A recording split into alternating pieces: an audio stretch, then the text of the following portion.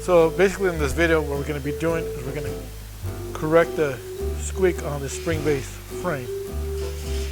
I always recommend using a protective workstation such as a blanket on the floor to help avoid the frame from being scraped and or even chipped.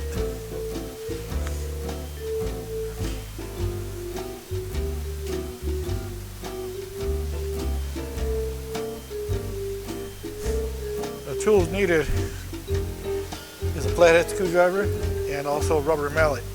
And the best thing to do is go ahead and put the flathead screwdriver between the angle iron and the spring itself. And we're just going to go ahead and give it a few good taps.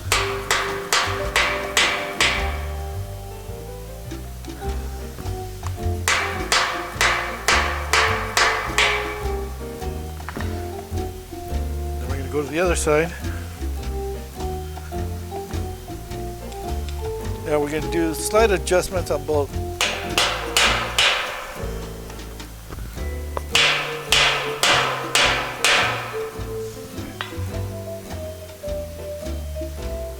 So basically it's just a quick little adjustment. It takes a few seconds to keep the frame from squeaking.